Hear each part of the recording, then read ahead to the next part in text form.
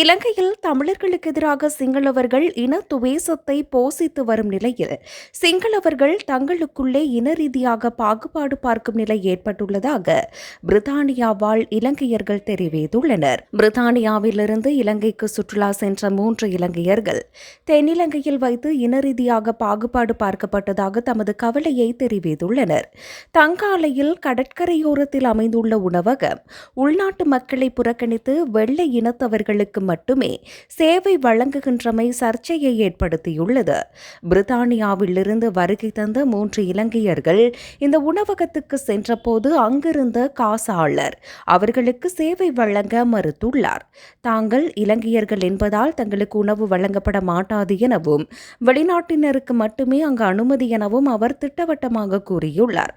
இந்த சம்பவத்தை அங்கிருந்தவர்கள் வீடியோவாக பதிவு செய்து சமூக வலைதளங்களில் பகிர்ந்துள்ளனர். நாங்கள் இலங்கையர்கள் என்பதால் எங்களுக்கு சேவை வழங்க இந்த நபர் மறுக்கிறார். உணவகம் வெறுமையாக இருந்தும் நாங்கள் கருப்பினத்தவர்கள் உள்நாட்டவர்கள் என்ற காரணத்தால் புறக்கணிக்கப்படுகிறோம். இலங்கையில் வெள்ளம் போன்ற பேரிடர் காலங்களில் சுற்றுலாத்துறையை ஆதரியுங்கள் என எங்களிடம் கேட்கிறார்கள். ஆனால் நாங்கள் இங்கு வரும்போது இவ்வாறான இன பாகுபாட்டை எதிர்கொள்கிறோம்.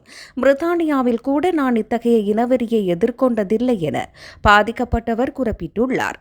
இந்த காணொளி இலங்கையின் சில உணவகங்கள், குறிப்பாக முக்கிய சுற்றுலா வலயங்களில் உள்ளூர்வாசிகளை விட வெளிநாட்டினருக்கு முன்னுரிமை அளிப்பது குறித்து கவலையை ஏற்படுத்தியுள்ளதாக கூறப்படுகிறது.